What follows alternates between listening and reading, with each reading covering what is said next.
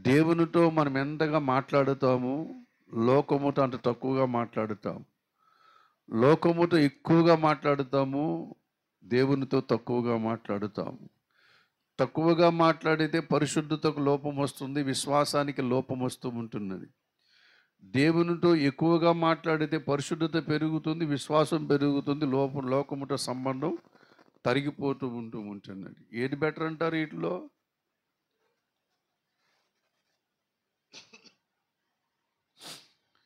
దేవుని బిడ్డలారా, దేవునితో మాట్లాడడం ఎప్పుడో మానేశాం. ఎందుకంటే పూర్వకాలంలో మన తల్లిదండ్రుల కాలములో వేకువజామున ప్రార్థనలు చేస్తూ ఉండేవారు వాళ్ళు. కానీ ఈ రోజుల్లో అటువంటి ప్రార్థనలు లేవు. వేకువజామున దేవుని వెదికేవారు.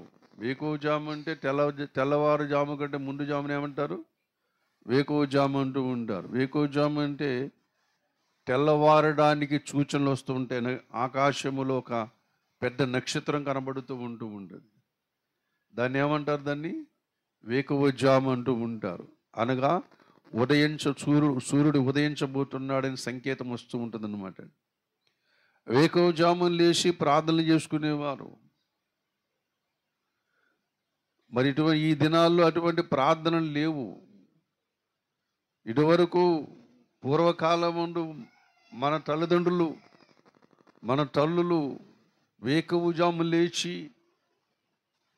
వాళ్ళు పతియే ప్రత్యక్ష దైవం అని తలంచుకొని, మనుషులు చెప్పిన మాటను బట్టి పతియే ప్రత్యక్ష దైవం తలంచుకొని, భర్త యొక్క పాదాలకు దండం పెట్టుకుని, మెడలో ఉన్న మంగళసూత్రం బయటికి తీసుకొని కళ్ళు కద్దుకొని మళ్ళా సర్దుకుంటూ ఉంటారు. వేకువజాము లేచి ఏం చేసేవారు? ఆ పనులు చేసేవారు. అంతేకాదు, వేకువజామున పిల్లలకి ఎవరికైనా మెలుగు వచ్చిందనుకోండి, భర్తకు కానీ భార్యకి కానీ పిల్లలకి మెలుగు వచ్చిందనుకో, అమ్మ పొద్దున్న నువ్వు నీ ముఖం నాకు చూపించాలి. పొద్దున్న లేచి అమ్మ ముఖం చూడాలి కొంతమంది. పొద్దున్న లేచి ఎవరో ముఖం చూడాలి కొంతమంది. పొద్దున్న లేచి వెలుగు ముఖం చూడాలి, వెలుగును చూడాలి కొంతమంది.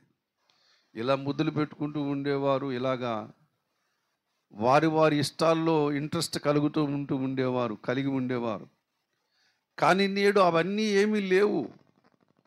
ఉదయం లేవగానే మెలుకు రాగానే చూసేది ఏంటంటే దీని ముఖం చూస్తున్నారు అందరూ. అందరూ ఎవరు దేని ముఖం చూడాలి?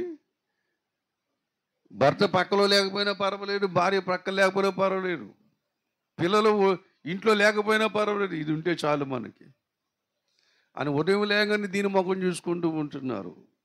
అందుకని మానవుని మనుగడ ఇంత అధ్వాన్నంగా తయారైపోతూ ఉంటున్నది.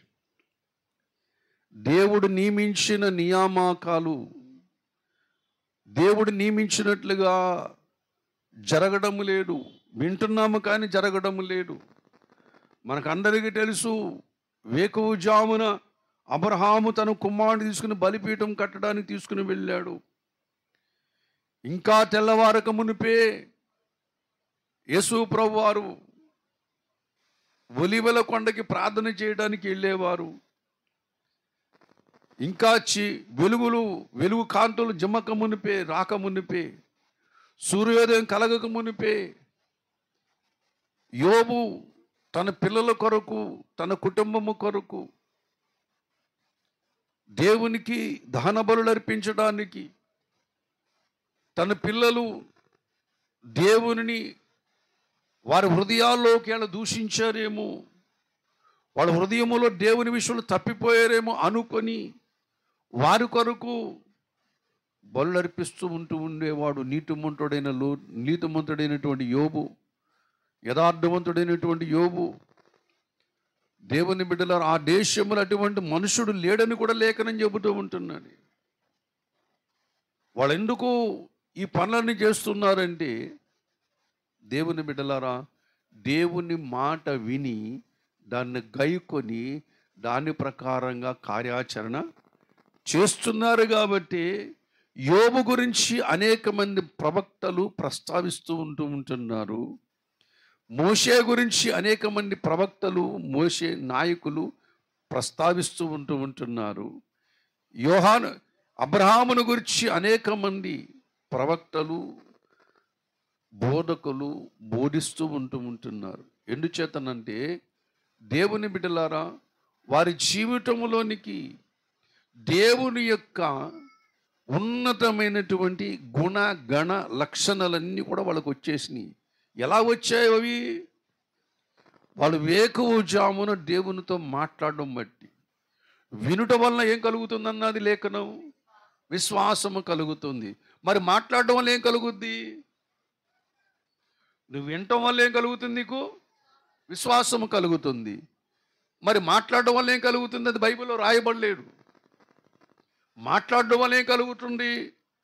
మాట్లాడడం వల్ల ఏం కలుగుతుందంటే సహవాసం కలుగుతుంది. మాట్లాడడం వల్ల ఏం కలుగుతుంది? సహవాసం కలుగుతుంది. సహవాసం కలగడం అంటే వారు వీరు, వీరు వారు. 6 నెలలు సహవాసం చేస్తే వారే వీరు, షార్ట్కట్. వారు వీరవుతారు, వీరు వారు అవుతారు. అంటే మనం ఎవరితో సహవాసం చేస్తున్నామో వారి యొక్క పోలిక, వారి యొక్క గుణ లక్షణములు అవన్నీ కూడా మనకు దొరుకుతూ ఉంటాయి. అందుకనే సహవాసం అనేది క్రైస్తవ జీవితానికి చాలా చాలా చాలా ఇంపార్టెంట్. ఎవరితో సహవాసం చేయాలి? యోహాను రాసిన మొదటి పత్రిక 1వ అధ్యాయము, దయచేసి వాక్యములో చూపిస్తాను, దయచేసి చూడండి. యోహాను రాసినటువంటి మొదటి పత్రిక 1వ అధ్యాయము 3వ వచనం చదువుకుందాం. మాతో కూడా మీకును సహవాసము కలుగునట్లు మేము చూచిన దానిని, వినిన దానిని మీకు తెలియజేయచ్చు ఉన్నాము. మన సహవాసమైతే తండ్రితో కూడాను, ఆయన కుమారుడైన యేసుక్రీస్తుతో కూడాను ఉన్నది. హల్లెలూయా. దేవుని బిడ్డలారా, మన సహవాసమైతే ఇలా మాట్లాడుతూ ఉంటారు. మన సహవాసం ఎవరితో ఉందంటే తండ్రితో ఉన్నది, కుమారుడైన యేసుతో కూడా ఉన్నది. ఈ సహవాసములోనికి నడిపిస్తున్నది ఎవరంటే పరిశుద్ధాత్మ దేవుడు నడిపిస్తూ ఉంటున్నాడు. ఆయన యొక్క ఆలోచనలోనికి, ఆయన యొక్క పవిత్రతలోనికి, ఆయన యొక్క పరిశుద్ధతలోనికి, ఆయన యొక్క సహనములోనికి, ఆయన యొక్క ఓర్పులోనికి, ఆయన యొక్క దేవ స్వభావములోనికి మన ఆలోచనలు తీసుకుని వెళుతూ ఉంటున్నాడు.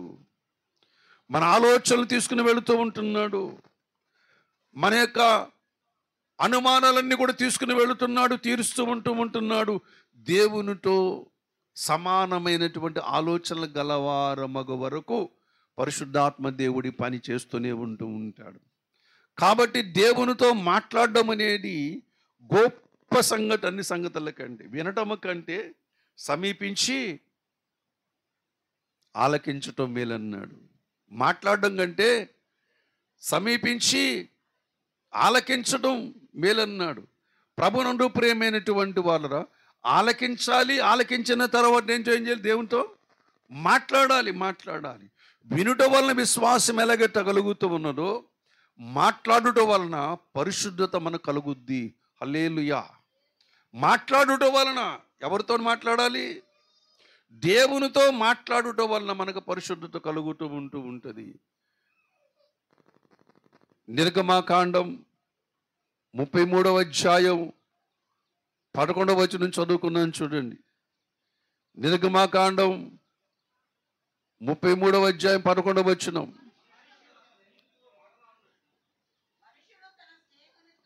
మనుష్యుడు తన స్నేహితుడితో మాట్లాడినట్లు యెహోవా మోషేతో ముఖాముఖిగా మాట్లాడుచుండెను. చాలు. ఎవరితో మాట్లాడుతున్నాడు? మోషేతో దేవుడు మాట్లాడుతున్నాడు. దేవుడు మోషేతో మాట్లాడుతూ ఉన్నాడు. ఇంకే పని లేదు మోషేకి. దాదాపు ఇంచుమించు 30 లక్షల జనాన్ని కనాను దేశం వైపు నడిపిస్తూ దేవునితో మాట్లాడుతూ ఉన్నాడు. ఆ మాటలు తీసుకొచ్చి మళ్ళీ ఇశ్రాయేలు ప్రజలతో చెబుతూ ఉంటున్నాడు. ఇలాగ మోషే మాట్లాడుతూ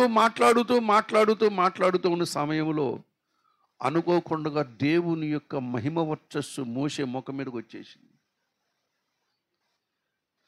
దేవుని యొక్క తేజస్సు మోషే ముఖమును కమ్మేస్తూ ఉంటున్నది. దేవునితో మాట్లాడి మోషే వస్తుంటే ఇశ్రాయేలు ప్రజలు భయపడుతూ ఉంటున్నారు. మోషే, నీతో మాట్లాడడానికి మాకు భయం వేస్తున్నది, నీ ముఖం మీద ముసుగేసుకుని మా మధ్యకు రాలేకపోతే నీ మధ్యకు మేము రాలేమంటూ ఉంటున్నారు. దేవుని బిడ్డలారా, దేవునితో సహవాసము అనేది మనం చేస్తూ ఉంటున్నప్పుడు మన మాటలు దేవుని దగ్గర పెరుగుతాయి, మన సంబంధాలు లోకముతో తక్కువవుతూ ఉంటాయి. హల్లెలూయా. దేవుడు కూడా ఇశ్రాయేలు ప్రజలను ఐగుప్తు దేశంలోంచి కనాను దేశం ఎందుకు నడిపిస్తున్నాడంటే, లోకము కాడు అసలు సిసలైనది, దేవుడు నిర్మిస్తున్న పరమ కనాను అసలు సిసలైనది. ఆ దేశము కొరకు మీరు సిద్ధపడాలంటే ఐగుప్తులో నేర్చుకున్న మాటలన్నీ పోవాలి, ఐగుప్తులో నేర్చుకున్న సకల విద్యలు కూడా పోవాలి, ఐగుప్తు దేశములో మీరు అవలంబించిన ప్రతి క్రియలు కూడా పోవాలి. అవన్నీ పోతేనే కానీ నేను సిద్ధపరుస్తున్న రాజ్యములోనికి మీరు చేరుకోలేరు. ఎందుకంటే దేవుని మందిరమునకు ఎన్నటన్నటికీ పరిశుద్ధతయే అనుకూలము. కాబట్టి మనం పరిశుద్ధులం అవ్వాలంటే దేవునితో మాట్లాడాలి. నేను చెబుతున్నాను, నువ్వు మాట్లాడుతూ ఉన్నావా? దేవునితో నువ్వు మాట్లాడుతూ ఉన్నావా? ఏ సమయమైనా పర్వాలేదు, నీ ఇష్టం. అది వేకువజామున పెట్టుకుంటావో, అరుణోదయ దర్శనం పెట్టుకుంటావో, సూర్యోదయమున పెట్టుకుంటావో, మధ్యాహ్నం 3 గంటలకు పెట్టుకుంటావో, ఇంకా చాలా చీకటి ఉండగానే యేసుప్రభువు వారు ఒలీవ కొండ మీదకి వెళ్ళినట్లుగా ఆ సమయాన్ని నువ్వు పెట్టుకుంటావో, నువ్వు పెట్టుకోండి. ఏ సమయమైనా పెట్టుకోండి, ఒక సమయం పెట్టుకోండి. ఆ సమయంలో ఖచ్చితంగా నువ్వు దేవునితో మాట్లాడడానికి వెళ్ళాలి. ఎన్ని పనులున్నా సరే ఆ సమయంలో దేవునితో మాట్లాడడానికి వెళ్ళండి. కొన్ని రోజుల్లో, కొన్ని నెలల్లో నీ జీవితంలో గొప్ప రిజల్ట్ చూడకపోతే నన్ను అడగండి. దేవుని పోలికలోనికి రావాలంటే దేవునితో సహవాసం చేయాలి, దేవునితో మాట్లాడాలి. లేకపోతే పరిశుద్ధులుగా నువ్వు చేయబడలేవు, తీర్చబడలేవు. మొదటి తెస్సలోనికీయులకు పత్రిక 4వ అధ్యాయం 7వ వచనం చదువుకున్నాను చూడండి.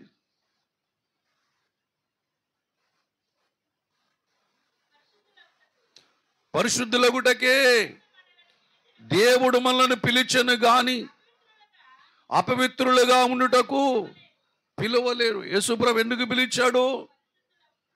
పాపులారా రండిని ఎందుకు పిలిచాడు? అయ్యో పాపములో నశించిపోతున్న వారులారా అని ఎందుకు పిలిచాడు?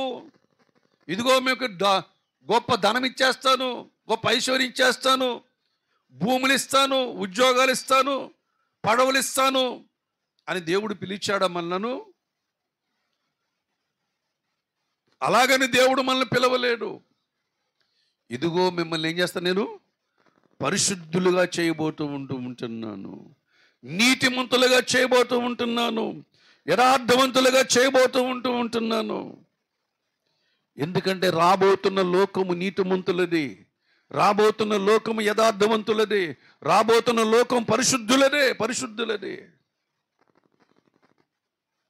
అందుకని ఏ భక్తుడైనా తన జీవితంలో పరిశుద్ధత కొరకు పరితపించాడు. ఏ విధము చేత నేను మృతుల్లో నుంచి నాకు పునరుద్ధానము కలగాలంటే అందుకొరకు సమస్తమును విడిచిపెట్టిన పౌలు ఉన్నాడు. రాజ్యాలు పరిపాలించి రాజ్యాలు జయించినటువంటి మహారాజు ఉన్నాడు, దావీదు మహారాజు. ఇజ్రాయేల్ ప్రభుత్వాన్ని 40 సంవత్సరాలు పరిపాలించినటువంటి గొప్ప రాజుల్లో ఒక రాజు దావీదు మహారాజు. 51వ కీర్తనలు అంటూ ఉంటాడు, హిమము కంటే తెల్లగా నన్ను కడుగుమంటూ ఉంటాడు. నీ పరిశుద్ధాత్మని యొద్ద నుంచి తీసివేయకమంటూ ఉంటాడు. సమ్మటగల మనసు నాకు దయచేయమని ప్రార్థన చేస్తూ ఉంటాడు. ఎందుకొరకు?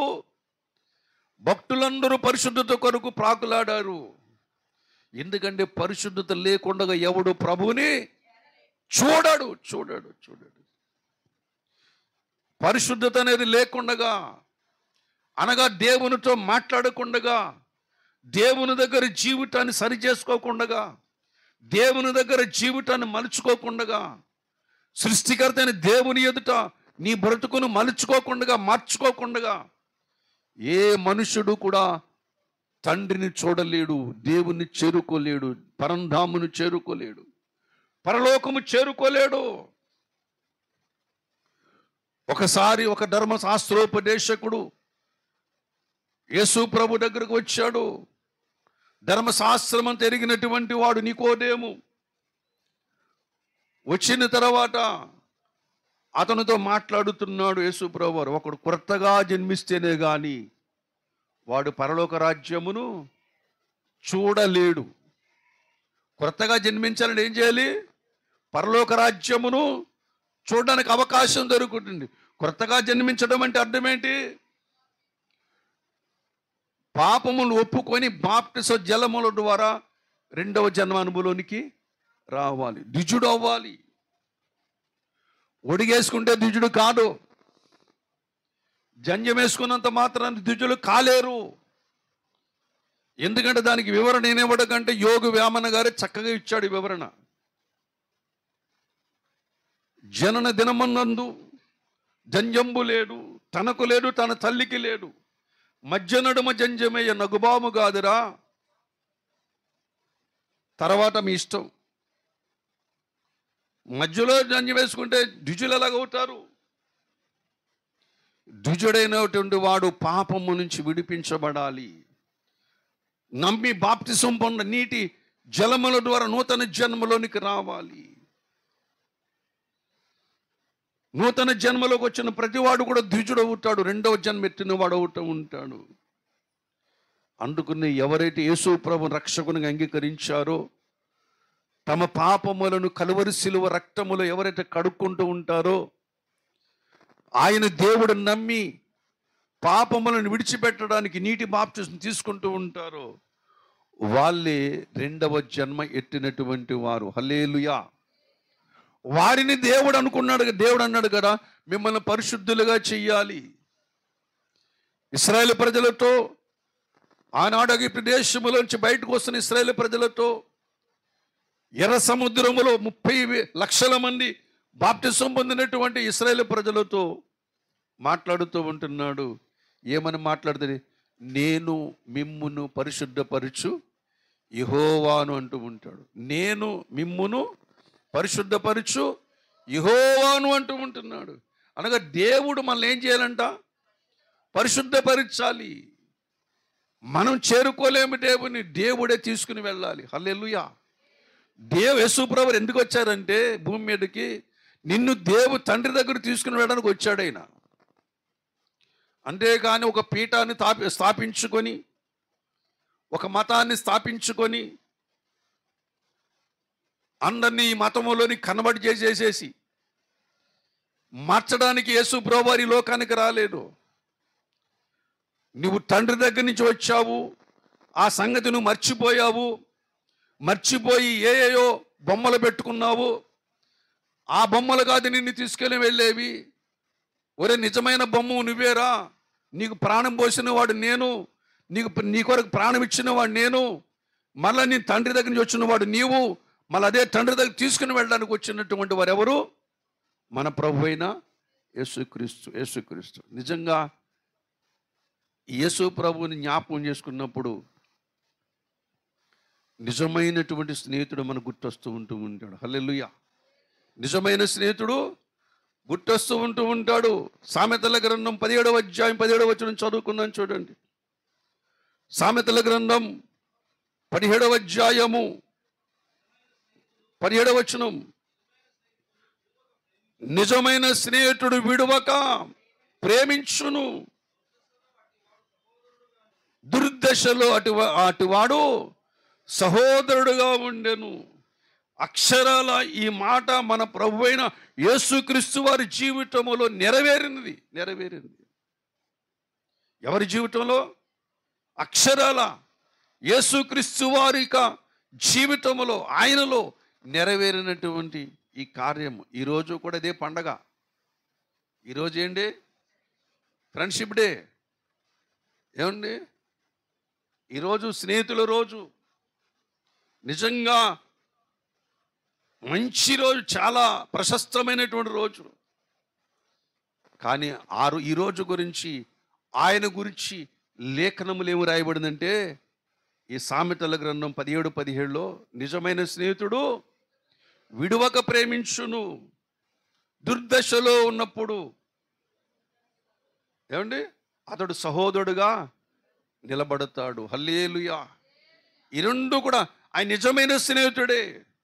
మన దుర్దశలో నిలబడిన వాడు కూడా ఆయన్ని. మన పాపముల చేతను అపరాధముల చేతను చచ్చిన వారమై ఉండగా ఈ మానవుని, ఈ ప్రజలను విమోచించడానికి దాని కొరకు తన్ను తాను ఏం చేశాడు? అప్పగించుకున్నాడు. నీ శిక్ష ఆయన భరించాడు, నీ అవమానము ఆయన భరించాడు, నీ పాపము ఆయన మోసాడు, నీ దౌష్ట్యం నువ్వు పొందవలసిన అవమానము ఆయన పొందాడు. ఇప్పుడు ఇటువంటి ఆయనకి ఏం పేరు పెడదాం? ఏం పేరు పెడదాం? రక్షకుడని పేరు పెడదామా? లేకపోతే లోక సంబంధమైనటువంటి మన బంధుత్వంలో కలిగినటువంటి పేరు పెడదామా? లేకపోతే నిజమైన స్నేహితుడని పేరు పెడదామా? నిజమైన స్నేహితుడు. హల్లెలూయా. యేసుక్రీస్తు ప్రభు వారు దేవుడే, దాంట్లో నో డౌట్. కానీ మానవ జీవితములో ఆయన మనకు మంచి స్నేహితుడు.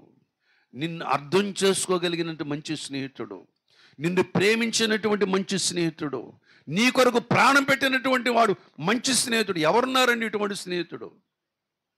ఎవరున్నారు నీ కొరకు ప్రాణం పెట్టినటువంటి వాడు?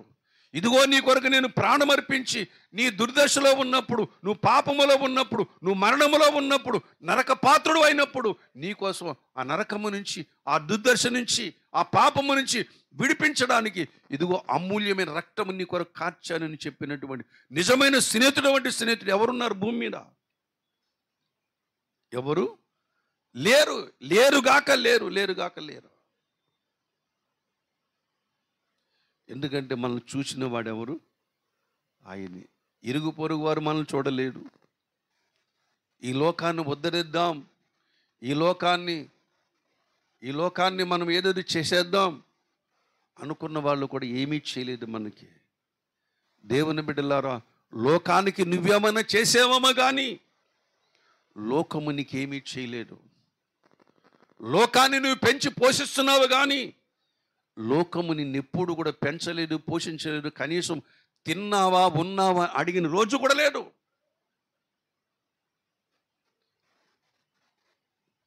లోకమునకు పోషకులుగా ఉన్నావు.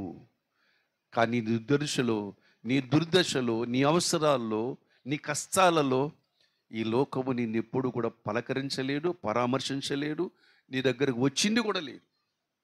కానీ నీ దగ్గరకు వచ్చింది ఎవరు? మంచి సమరయుడల నీ దగ్గరకు వచ్చింది ఎవరు? ఆయనే. దేవుని బిడ్డలారా, ఎవరున్నా లేకపోయినా అమ్మా నేనున్నా నీతోటి, నీ కష్టాల్లో నేను ఉన్నా, నీ బాధల్లో ఉన్నాను, నీ కన్నీళ్ళు పంచుకుంటాను, నీకు తోడై ఉంటాను, భయపడుకోమని చెప్పినటువంటి వాడు ఏకైక స్నేహితుడు ఎవరైనా ఈ భూమి మీద ఉన్నారంటే ఒక్క యేసునాథుడు తప్ప మరెవరు కూడా లేరండి. ఎవరు లేరు. ఈ సాక్ష్యము కోట్ల కొలదిగా ఈ భూమి మీద ఇవ్వడానికి సిద్ధంగా ఉన్నారు అందరూ కూడా. అందులో మనము కూడా ఉన్నాం. దేవుడు లేకుండా నా జీవితంలో ఏది కూడా దేవుడే నాకు అభివృద్ధి కలిగి చేశాడు, దేవుడే నన్ను దీవించాడు, ఆస్వాదించాడు. నా కన్నీళ్లు తుడిచిన వాడు ఆయన్ని, నా కష్టాల్లో తోడుకున్నటువంటి వాడు ఆయన్ని. ఈ మహాసముద్రములో నన్ను నడవజేస్తున్నవాడు, సముద్ర జలముల మీద నడిపిస్తున్నవాడు కూడా ఆయన్ని. నీ జీవితంలో ఎన్ని కష్టాలు వచ్చాయో, ఎన్ని బాధలు వచ్చాయో, ఎన్నిసార్లు గోదావరిలో దూకుదామని పరిగెత్తుకుని వెళ్ళావో, ఎన్నిసార్లు చనిపోదామని తలంచుకున్నావో. ఈ జీవితం అంతా కూడా నీటి మీద నడక లాంటిది. నీటి మీద కానీ నడిచావు కానీ ఎక్కడా కూడా ఏం చేయలేడు, మునిగిపోలేడు.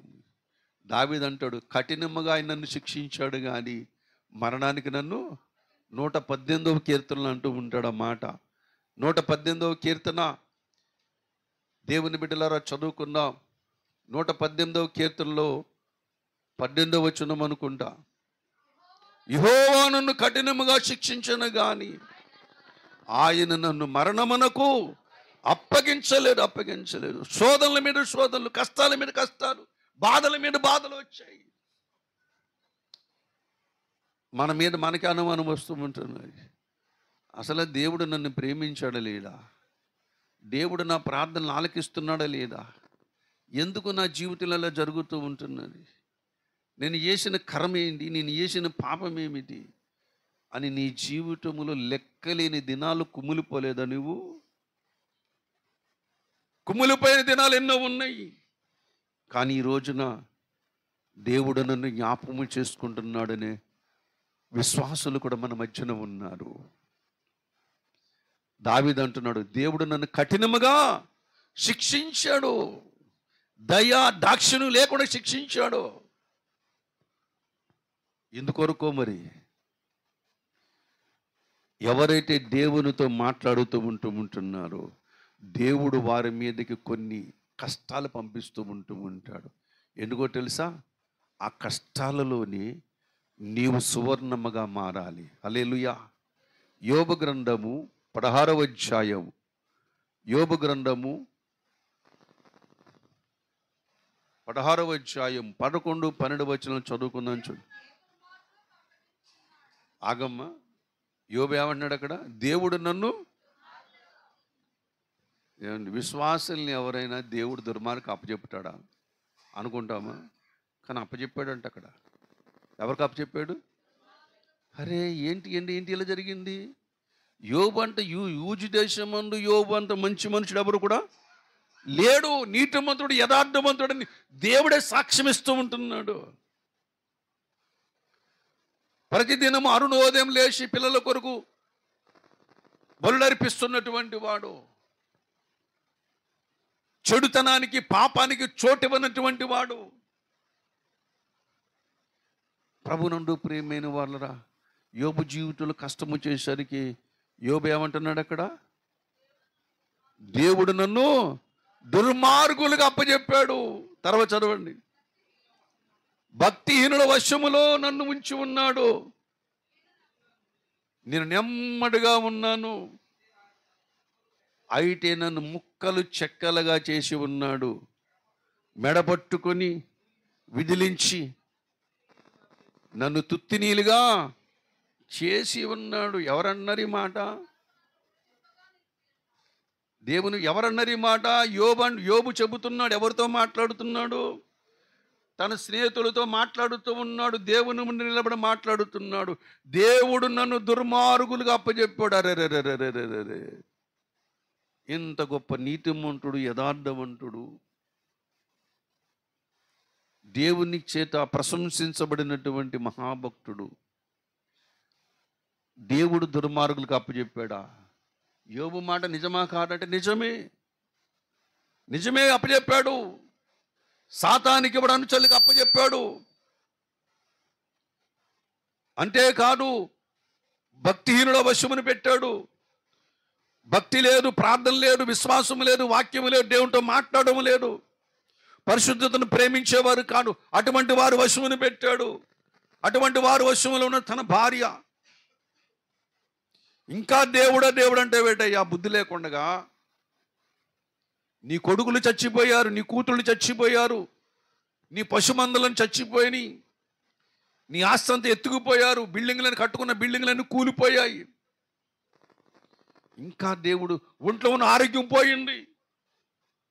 ఒకప్పుడు యోబు దర్శనం చేసుకోవాలంటే అల్లంత దూరం నిలబడి పర్మిషన్ అడిగేవారు. ఇప్పుడు యోబు యొక్క ఊపిరి పీల్చడానికి కూడా ముఖ్యం చేస్తున్నారు, మూసుకుంటూ అలా తయారైపోయాడు యోబు.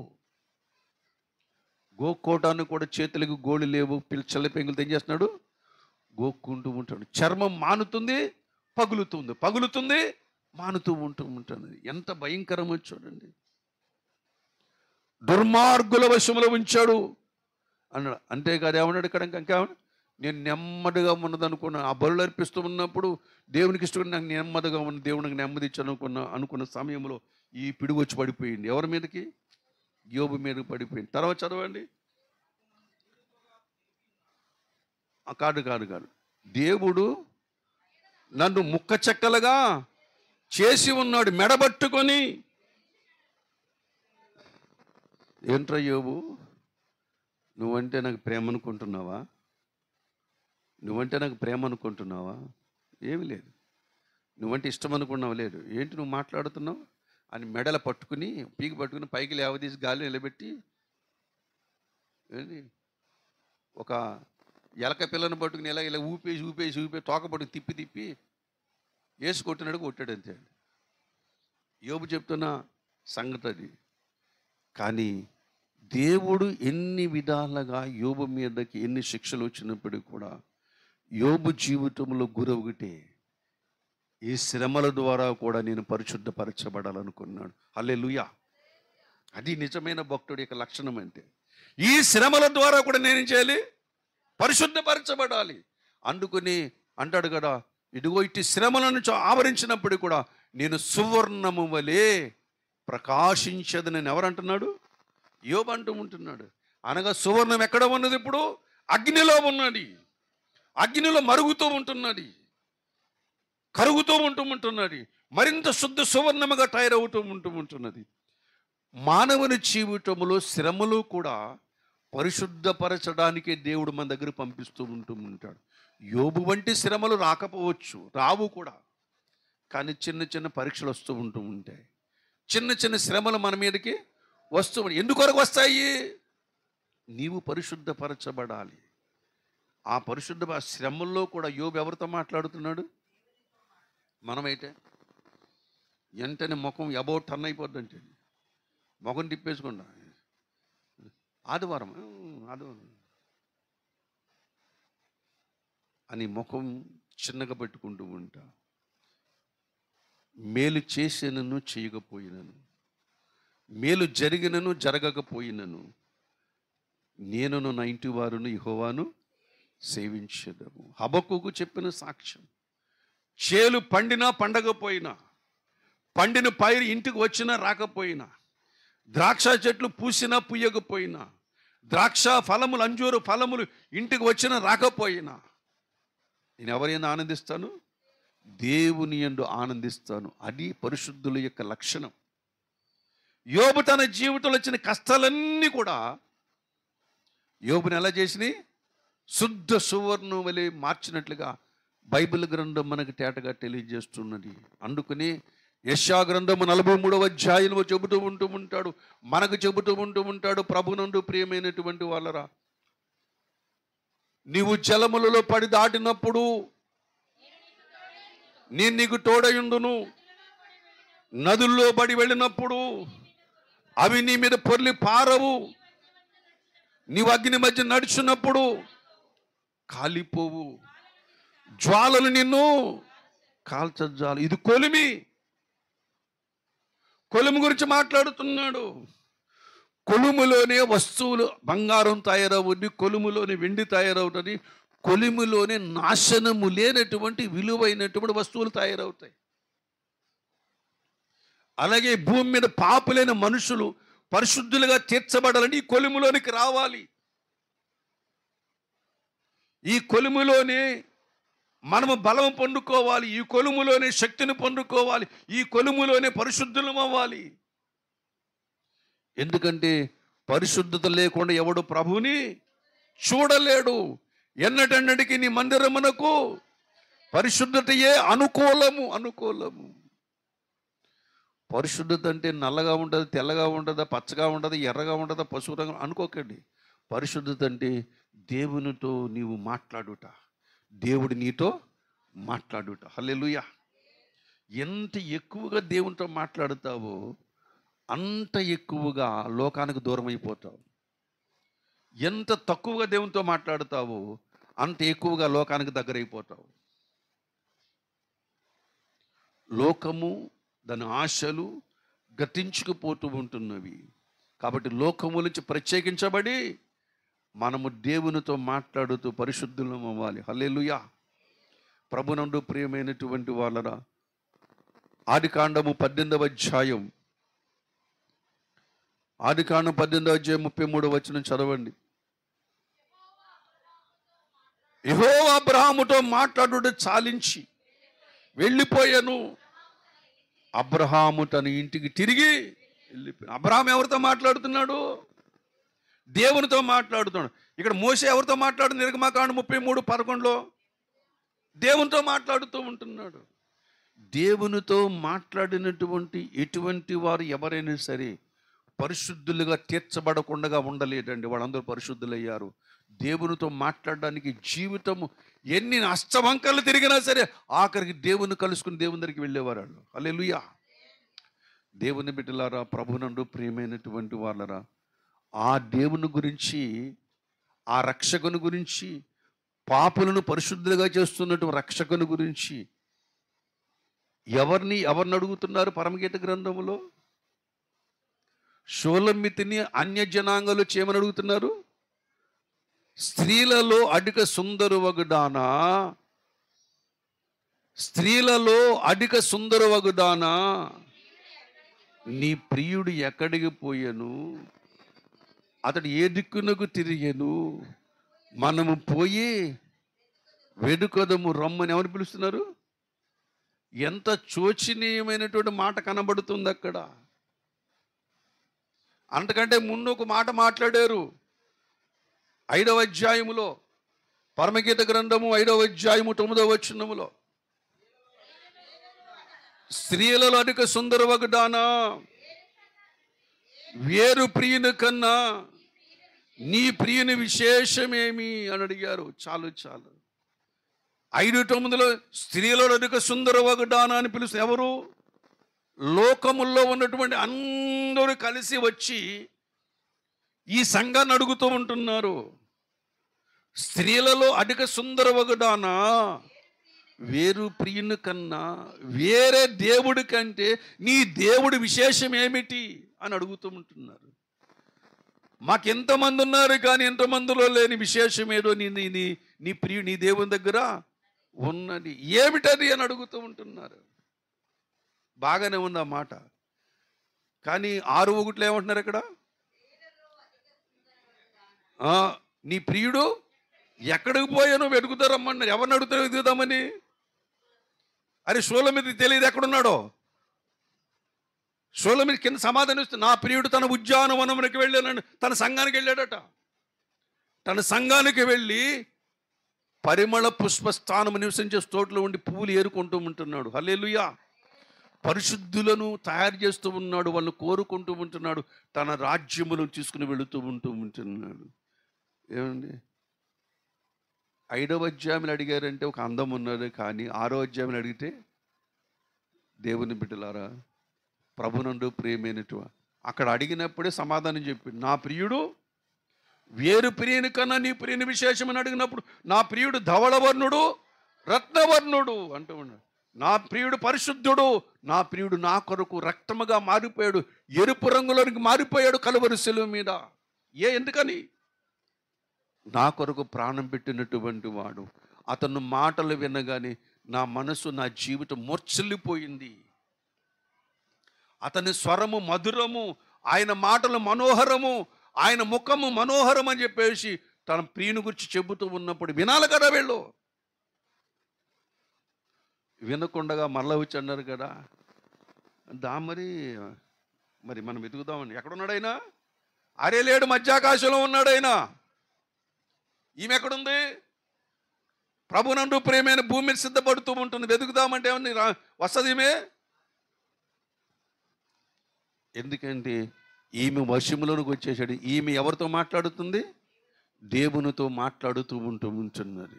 పరిశుద్ధులతో మాట్లాడుతూ ఉన్నాడు, పరిశుద్ధుడితో మాట్లాడుతూ ఉన్నది, సంఘం మాట్లాడుతూ ఉన్నది. ప్రభునందు ప్రియమైనటువంటి వాళ్ళరా, పరిశుద్ధులముగా మనం తయారవటానికి సంఘము మనకెంతగానో మనకు ప్రయోజనకరమైపోతూ ఉంది. అందుకని భక్తుల సహవాసము దేవునితో ఉన్నట్లుగా విశ్వాసుల సహవాసము సంఘముతో ఉండాలి. హల్లెలూయా.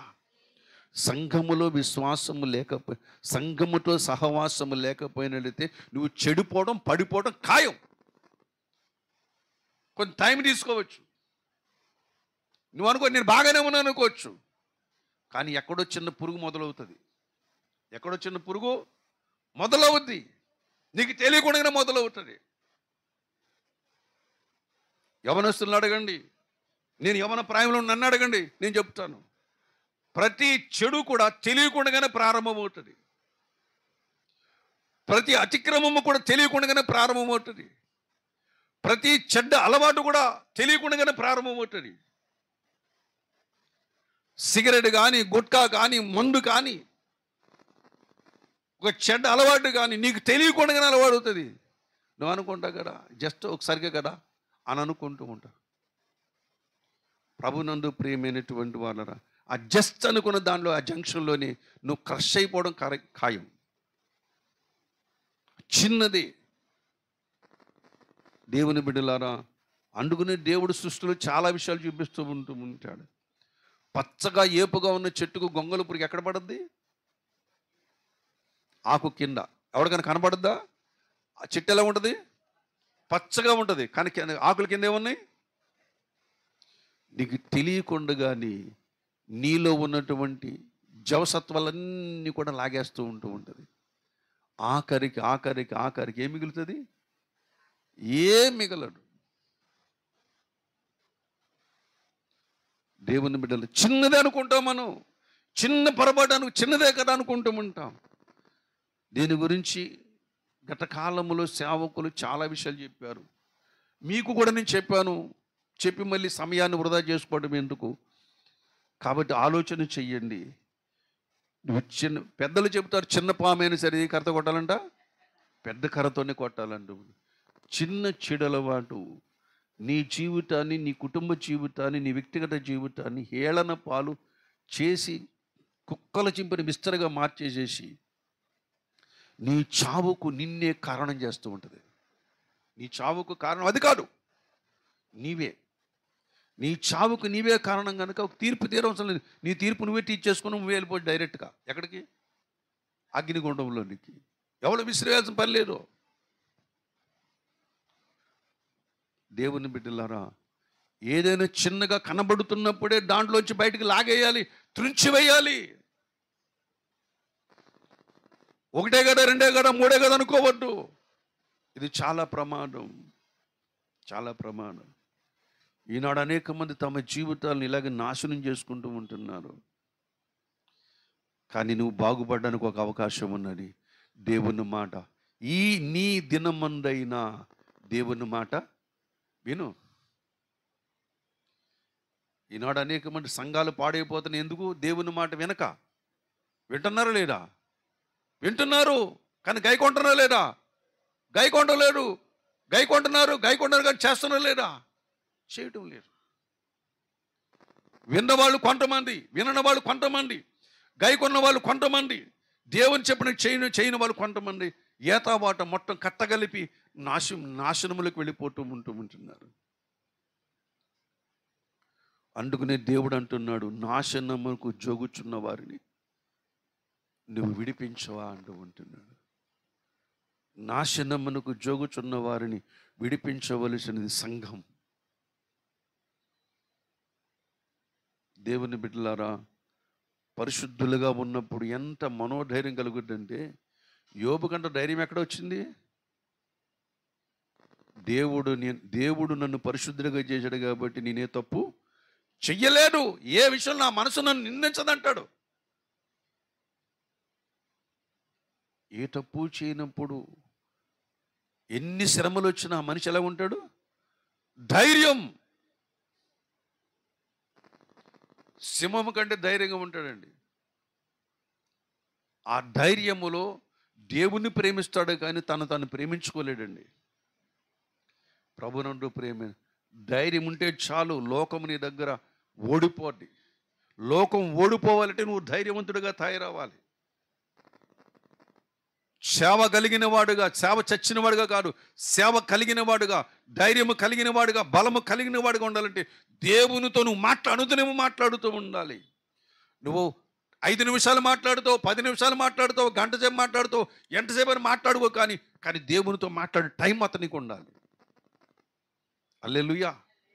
ప్రభునందు ప్రియమైన వాళ్ళరా, దేవునితో మాట్లాడకుండా వచ్చి నీ ప్రియుని ఎదుగుదా రమ్మని పిలుస్తూ ఉంటున్నది, అన్య సంఘాలు పిలుస్తూ ఉంటున్నాయి. ఆయన ఎక్కడ దొరుకుతాడు? నవ్వుతూ చెప్పింది, నా ప్రియుడు ఇక్కడ లేడులే, ఉద్యానవనమునకు వెళ్ళిపోయాడు. అక్కడ ఏం చేస్తున్నాడు ఆయన? పద్మములను ఏరుకుంటూ ఉంటున్నాడు. పద్మలు ఏం చేస్తున్నాడు? అక్కడ ఏరుకుంటున్నాడు, పరిశుద్ధులను తయారు చేసుకున్నాడు, తీసుకుపోతూ ఉంటున్నాడు. ఇంకా నువ్వు వెతుకుతామంటే ఎప్పుడో ఎతకాల్సిన కాలం ఎప్పుడో వచ్చింది, కానీ ఆ సమయాన్ని గుర్తుపెట్టలేదు, గుర్తించుకోలేడు, ఆ సమయాన్ని చూసుకోలేడు, ఇష్టమైన కాలక్షేపం చేస్తూ ఉంటున్నావు. షూలమితి అంటుంది, అయ్యో టైం అయిపోయింది. ఒకప్పుడు షూలమితి ఎదికినప్పుడు ఈ లోకముల సంఘ కాపులందరూ ఏం చేశారు? షూలమితిని కొట్టారు, తిట్టారు, గాయపరిచారు, హేళన చేశారు. కానీ అదే షూలమితి దగ్గరకు వచ్చి ఈ సంఘాలన్నీ వచ్చి ఏం మాట్లాడుతున్నాయి? నీ ప్రియుని విశేషం ఏంటి? ఇప్పుడు మరలా తెలుసుకోవాలనుకుంటున్నావు, నీ ప్రియుని వెతుకుదావు రమ్మంటే ఈమె వస్తుందా? అప్పుడే ఈ మెళ్ళ తాళి కట్టేశాడు ఆయన. హల్లెలూయా. అప్పటికే ఈ మెళ్ళో ఏంటి ఇంకొకళ్ళు ఎతకనిస్తుందా? అతడు నావాడు, నీకెందుకు ఇస్తాను ఆ ఛాన్స్? నో. ప్రాణం పోయినా సరే ఇవ్వను. దేవుని బిడ్డలారా, అందుకని దేవుని ఎదుట పరిశుద్ధులుగా తీర్చబడే సమయంలో మనం ఉన్నాం కాబట్టి ప్రతి ఒక్కరు కూడా దేవునితో మాట్లాడండి. హల్లెలూయా. ఆ అదృష్టము, ఆ ఛాన్స్ మీకు ఇస్తూ ఉంటున్నాడు. ఇబ్బందిని కొలుములు వస్తాయి, శ్రమలని కష్టాలు వస్తాయి, లోకము నిన్ను గౌరవించదు. ఎందుకంటే దేవుణ్ణి ఎరగనటువంటి లోకము, యేసుక్రీస్తును సొంత రక్షకునిగా అంగీకరించిన లోకము నిన్నింటూ గౌరవిస్తుంది. యేసును గౌరవించిన లోకము, యేసును ప్రేమించిన లోకము నిన్ను ప్రేమించదు. నీ ముఖం మీద అందరూ నవ్వుతూ ఉంటారు, అబ్బా బాగున్నారండి మీరు అని ముఖం నవ్వుతారు. మీరు మంచి ప్రార్థన చేస్తున్నారండి, మంచి వాక్యం వింటున్నారండి అని మీ ముఖాలు చూసి నవ్వుతారు. కానీ మీరు కొంచెం దూరం వెళ్ళంగానే మీ గురించి అసలు స్వరూపం బయట పెడుతూ ఉంటారు. అమ్మలక్క కవుళ్ళు మీరు గుర్తుపెట్టుకోండి, నేను చెప్పవసరం లేదు మీకు. వాళ్ళ మాటలు ఎలా ఉంటాయి మీకు తెలుసు. అయినా పౌలు అంటాడు, లోకమునకు మేము మురికి వారము, పెంటవారం అంటాడు. నిజమే, లోకానికి మురికి వారమే, పెంటవారమే, ఎన్నిక లేనటువంటి వారమే. కానీ యేసయ్యకు ముద్దు బిడ్డలం. హల్లెలూయా. యేసయ్యకి ఎవరమండి? ముద్దు బిడ్డలమండి. తండ్రికి ముద్దు బిడ్డలమండి. అప్పుడు ఆ సమాజంలో వారితో మాట్లాడుతూ ఉంటారు.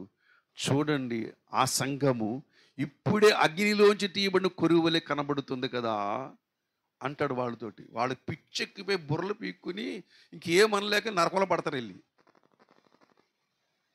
ఏమనుకోలేక ఏం చేస్తారు? ఇక్కడ యేసుతో ఎవరు వాదములో గెలవలేరు. హల్లెలూయా. సత్యముతో ఎవరు కూడా వాదములో గెలవలేరు. వెలుగుతో ఎవరు కూడా పోరాడలేరు. దేవుని బిడ్డలారా, అంత గొప్ప దేవుని ఎదుట దుర్గములను పడగొట్టగలిగినటువంటి విశ్వాసము, పరిశుద్ధత దేవుడు మనకి ఆయన కుమారుడు ద్వారా మనకి అనుగ్రహించాడు. అవన్నీ పొందుకున్నది గనక ఆ షూలమితి ఎవరి కొరకు ఎదురు చూస్తుంది? దేవుని కొరకు ఎదురు చూస్తుంది. షూలమితిని పొగిడారండి వీళ్ళందరూ కూడా. స్త్రీలలో అధిక సుందరవగుడానని పొగిడారు, నీ నోరు అతి మధురమని పొగిడారు. ప్రభునందు ప్రియమైన నీ యొక్క వర్చస్సు ఎంత నగుమోము, ఎంత గొప్పదో అని పొగిడారు. కానీ షూలమితి ఎక్కడ కూడా మీరు చక్కని వారని ఒక మాట మాట్లాడలేదండి. ఎందుకని? వాళ్ళ దగ్గర అవి లేవు గనక. వాళ్ళ దగ్గర ఉన్నటువంటి వికృత రూపాలు ఉన్నాయి. యేసుప్రభు వచ్చిన తర్వాత వీళ్ళు ఎవరెవరిని ఆరాధన చేస్తున్నారు, ఎవరెవరి దగ్గర సాష్టాంగపడుతున్నారో అప్పుడు కనబడతారు అక్కడ. అప్పుడు అనుకుంటా, వీళ్ళన్నా మేము దేవునికి ఆరాధించినది అని చెప్పేసి భయపడుతూ భయపడుతూ అప్పుడు ఒప్పుకుంటారు యేసుప్రభు నిజమైన దేవుడని. హల్లెలూయా. అప్పుడు ఒప్పుకుంటారు. సుఖం ఏముంది? ఏముంది? ఇప్పుడు అడుగుతున్నారు సుఖం ఏముంది ఇక్కడ? అప్పుడు ఒప్పుకుంటారు అందరూ కూడా, యేసుప్రభువే దేవుడు, అయ్యో తప్పు అయిపోయింది, మాకు క్షమించండి, మీరు తప్పు చేసి క్షమించండి. క్షమించే దేవుడు, ప్రేమ కలిగిన దేవుడు, దయగలిగిన దేవుడు, కరుణ దేవుడు, ఎన్ని మాటలు వచ్చేస్తాయి అప్పుడు. కానీ ఎన్ని మాటలు వచ్చినటువంటి ఎటువంటి ప్రయోజనము లేదు. కుదరదు. ఎందుకంటే ఏసై రానిచ్చిన ఈవిడ రానివ్వదు. ఏసై రానిచ్చినా నా ప్రియుడు నావాడు ఇంకొకటికి ఇస్తాడు. ప్రభునందు ప్రియమైనటువంటి వాళ్ళరా, దేవుని యొక్క వాక్యములో ఎంత సహృద్భావముతో కూడిన పరిశుద్ధతను దేవుడు మన కొరకు సిద్ధపరిచాడు. దాన్ని ఏం చేయాలి? మనం అండుపుచ్చుకోవాలి. ఆయన ఇచ్చే చెయ్య, మంది పుచ్చుకునే చెయ్య. అండుపుచ్చుకోకపోతే లాక్కోవాలి, ఎగిరించాలి. అందకపోతే ఏం చేయాలి? ఎగిరి పట్టుకోవాలి. ప్రభునందు ప్రియమైనటువంటి వాళ్ళరా, అట్టి పరిశుద్ధతను పొంది, ఎందుకంటే పరిశుద్ధత లేకుండా ఎవడు ప్రభుని చూడలేడు. దేవునితో మాట్లాడాలి. నేనేం ప్రార్థన చేయగలను అనుకోవద్దు. నువ్వు వచ్చిన ప్రార్థన చేయి. ప్రభువా, నా పిల్లలకి పెళ్లి చేయాలనుకుంటున్నాను, కాబట్టి ఏ సంబంధించుకోతో తీసుకురా అనకూడదు. నా పిల్లల పేజ నీకు ఇష్టమైన చిత్తముని సంకల్పన బిడ్డలను తీసుకురాటాడని అడగాలి. అది కూడా ప్రార్థన చేయలేమా? ప్రభువా, నాకు భోజనం కావాలి, నాకు ఈరోజు మాకు ఇంట్లో ఏమీ లేవు, కానీ నాకేం కావాలి? స్పెషల్ బిర్యానీ కావాలి. అడగొచ్చు, అడగకూడదా? నేనైతే అడుగుతాను. నేను ఎవరు లేనప్పుడు, ఇంట్లో ఎవరు లేనప్పుడు నాకు ఒకసారి చేపల కూర తినాలనిపిస్తుంది, లేకపోతే బిర్యానీ తినాలనిపిస్తుంది. కానీ అడుగుతాను.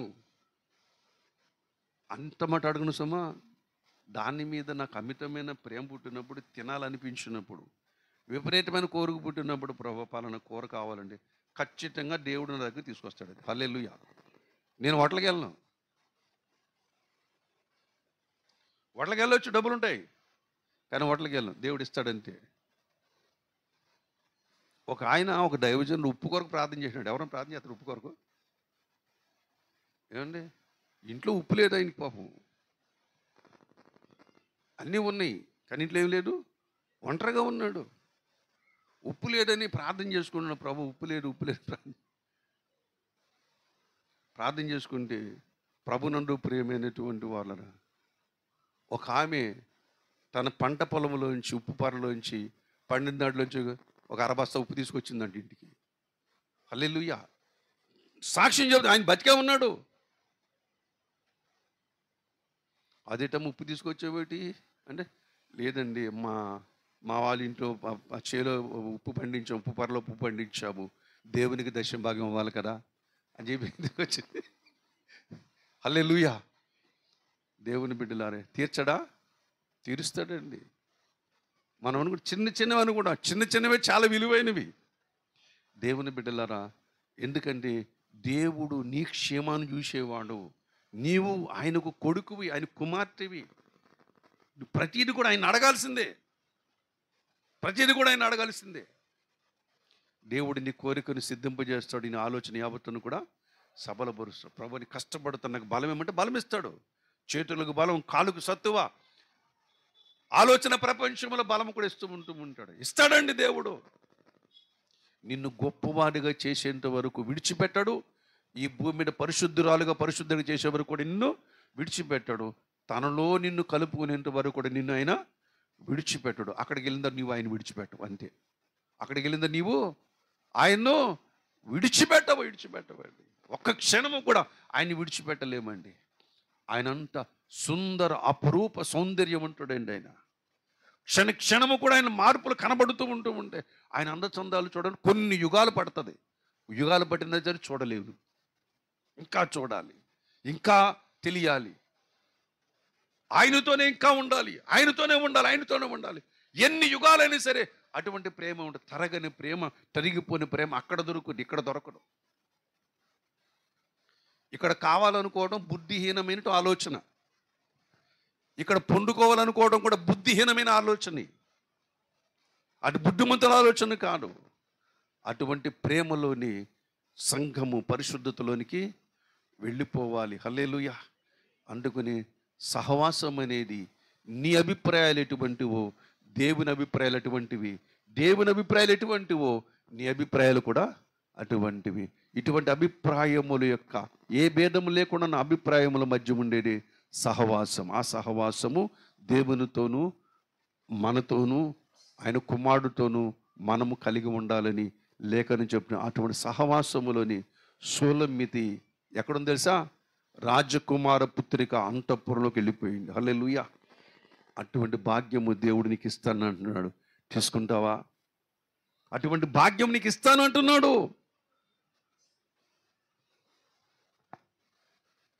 ప్రభునందు ప్రియమైనటువంటి వాళ్ళరా, బలహీనులకి ఇస్తానంటున్నాడు. కాబట్టి ప్రతి వారు తీసుకుని పొందుకొని యేసు ప్రభుతో మరి అధికముగా మాట్లాడి మరి అధికముగా సహవాసం చేసి అందరికంటే సుందరమైన వారుగా మనము తయారవ్వాలి. హల్లెలూయా.